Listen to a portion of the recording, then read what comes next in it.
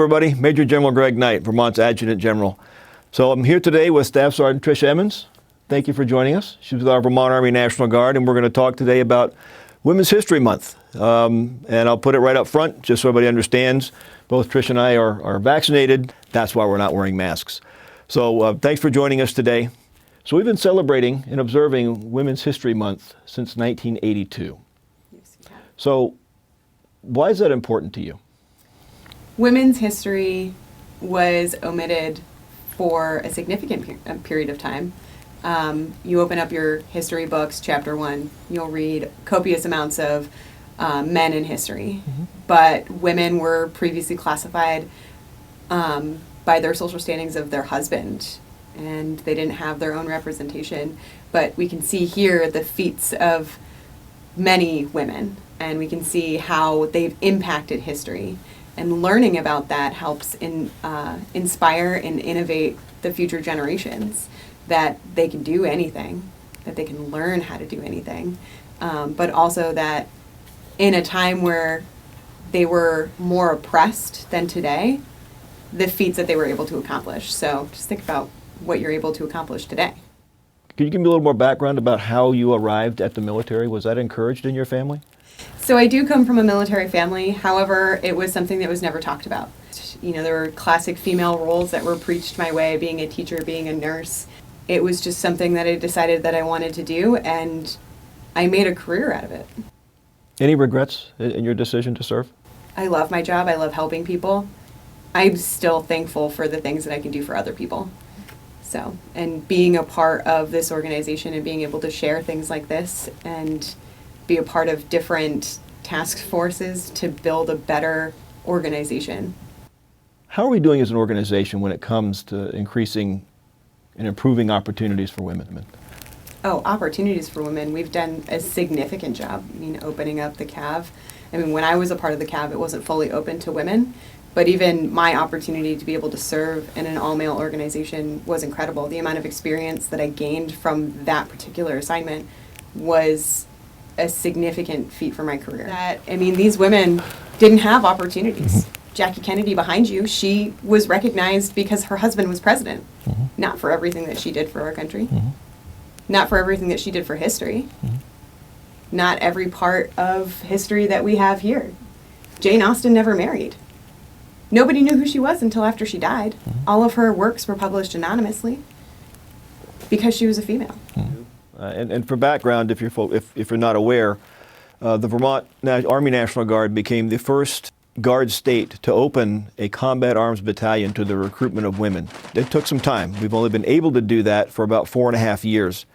And that was a result of folks in our CAV squadron who really stepped up and took the lead and recognized this as an opportunity for Vermont to be a leader in improving equity and opportunity for women.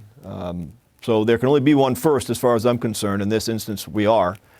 And then I just had our packet go down for our infantry battalion, opening our second combat arms battalion to the recruitment of women. And that was only after meeting training standards, the climate survey at the beginning, a climate survey at the end. So all told, the process took us over a year. How do I get, as an organization, how do we get more women interested in what many view as still a non-traditional role? So if you're going to have leadership in positions that don't embody change, that don't believe in innovative ideas, that believe in an old style of you just do it without asking why, because it's important for them to understand why, because it helps them have their own ideas and it helps them have their own innovation. And it's no different than a new generation of individuals that come into our ranks. Because if they understand why, they probably can figure out a better way to do it. But we have to be responsible for listening. Mm-hmm. So the Air Guard has done great work. They've established their Priority 1 task force, and the Priority 1 task force focuses on recruitment, retention of all members of the Air National Guard, but also focuses on diversity and inclusion. Mm-hmm. And they've been very successful with that. If I look at the rate of growth and opportunity for women, for other underrepresented minorities in the fighter wing, we're ahead of the national average, and their work continues to grow. We're a little bit behind the curve here in the Army because that's how we were built. As mentioned, we've been built Well, we've been a male-dominated organization for centuries. Right. 2/3 of this organization, until 4.5 years ago, was completely closed to women. So let's talk a little about that diversity and inclusion piece. How do you define diversity versus inclusion? You have to be able to include people in a conversation instead of being the old Army where it's, I told you to do something, do it. It doesn't matter why. You have that innovation because you have the inclusion, because you're seeing different perspectives and seeing things through a different lens. People have all kinds of different experiences that they can bring to the table.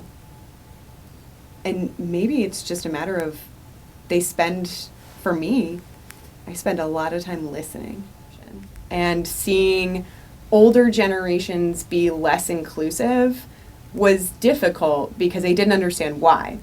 Now that I have some more experience in the organization, it's because that's how they learned. It's not necessarily by any fault, but they also have to be open to change. I've seen so many members of the organization that were raised that way that have changed over years and have changed prior to me being a part of this organization or even saying anything or being a part of the special emphasis program. You know, I wear my mountain school badge now just because this is almost like my badge of honor. I didn't think that I was going to be able to do it. I went with a week notice and I was able to graduate with 999 points out of 1,000. That's amazing. What guidance would you give to a young woman who was looking at career options? We have free education here. You wear a uniform. A week and a month, 2 weeks a year. And you get to participate and have that passion that many of us have in this organization. I currently am a student myself. I am a mom, I am a student, I am a service member. Everybody, thanks for joining us today. Our discussion about Women's History Month. Trisha, thanks for the work that you do. This is amazing. Appreciate you making time today. Of course, sir. So stay safe. Hopefully we get on the backside of this COVID thing, but in the meantime, until you're vaccinated, wear your masks, socially distance, wash your hands, and we'll see you at the next Tag Corner. Take care.